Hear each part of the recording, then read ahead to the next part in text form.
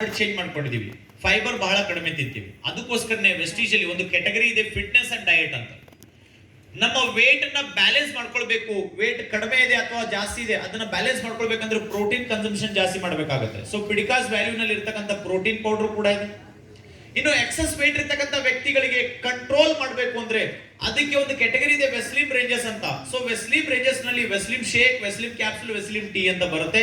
Energy drink ಕೂಡ ಬರುತ್ತೆ. ಅದರಲ್ಲಿ ಫ್ಲೇವರ್ಸ್ ಕೂಡ ಇದೆ. ಈ 4-5 ಪ್ರಾಡಕ್ಟ್ಸ್ ಗಳು ನಿಮ್ಮ ವೇಟ್ ಬ್ಯಾಲೆನ್ಸ್ ಮಾಡೋದಕ್ಕೆ ಸಹಾಯ ಮಾಡುತ್ತೆ. ಸೊ ಅದಕ್ಕೆ ಹೇಳ್ತಾರೆ ನೋಡಿ, ನಮ್ಮ BMI ಯಾವಾಗಲೂ ಕೂಡ ಜಾಸ್ತಿ ಆಗಬಾರ್ದು ಅಥವಾ ಅಂಡರ್ ವೇಟ್ ಅಲ್ಲೂ ಕೂಡ ಬರಬಾರ್ದು. ಸೊ ಬ್ಯಾಲೆನ್ಸ್ ಆಗಿರ್ಬೇಕು ಅಂದ್ರೆ ಈ ಒಂದು ಕ್ಯಾಟಗರಿನ ನೀವು ಫಾಲೋ ಮಾಡಬಹುದು.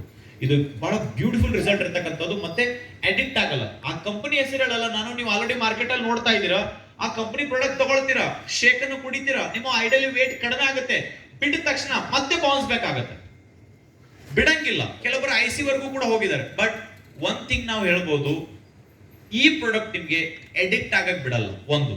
ಮತ್ತೆ ನಾವು ಅನ್ಕೊಂಡಂಗೆ ಅಲ್ಲಿ ನಿಮ್ಗೆ ಚಾಲೆಂಜ್ ಮಾಡ್ತಾರ ಅವರು, ಇಷ್ಟು ತಿಂಗಳಲ್ಲಿ ಅಂದ್ರೆ 1 ತಿಂಗಳಲ್ಲಿ 25 kg ಲಾಸ್ ಮಾಡಿಸ್ತೀವಂತ. ನೋಡಿ, ನ್ಯಾಚುರಲ್ ಆಗಿ ಯಾವಾಗಲೂ ಕೂಡ ವೇಟ್ ಲಾಸ್ ಆಗಬೇಕು.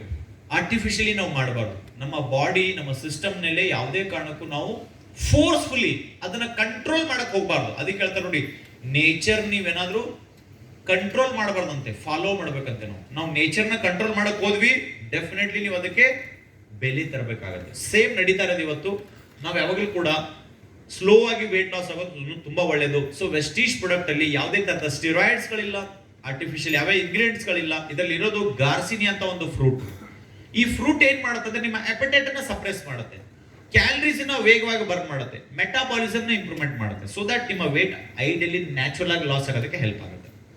ಇನ್ನು ಬಿಟ್ಟರೆ ನಮ್ಮಲ್ಲಿ ಜಾಯಿಂಟ್ಸ್ ಅಂಡ್ ಬೋನ್ ಅಲ್ಲಿ ಅಂದ್ರೆ ಈ 2 ಬೋನ್ಗಳ ಮಧ್ಯದಲ್ಲಿ ಈ ಜಾಯಿಂಟ್ ಏನಿರುತ್ತೆ ಇದರಲ್ಲಿ ಲ್ಯೂಬ್ರಿಕೇಶನ್ ಇರುತ್ತೆ. ಆ ಲ್ಯೂಬ್ರಿಕೇಶನ್ ಡ್ರೈ ಆಗ್ತಾ ಬರುತ್ತೆ, ಕಾರ್ಟ್ಲೇಜ್ ಫಾರ್ಮೇಶನ್ ಕೂಡ ಡ್ರೈ ಆಗ್ತಾ ಬರುತ್ತೆ. ಅದನ್ನ ಮತ್ತೆ ರಿಪೇರ್ ಮಾಡಬೇಕು ಅಂದ್ರೆ ಈ ಪ್ರಾಡಕ್ಟ್ಸ್ ಗಳು ತುಂಬಾ ಹೆಲ್ಪ್ ಆಗುತ್ತೆ. ಅದರಲ್ಲಿ ಕ್ಯಾಲ್ಸಿಯಂ ಇದೆ, ಗ್ಲೂಕೋಸಮೈನ್ ಇದೆ ಅಥವಾ ಕೊಲಾಜನ್ ಅಂತ. ಈ 3 ಪ್ರಾಡಕ್ಟ್ಸ್ ಗಳು ಕೂಡ ನಿಮ್ಮ ಜಾಯಿಂಟ್ ಸ್ಟಿಫ್ ಆದ್ರೂ ಕೂಡ ತುಂಬಾ ಮೂವ್ಮೆಂಟ್ ಆಗೋದಕ್ಕೆ ಹೆಲ್ಪ್ ಆಗುತ್ತೆ.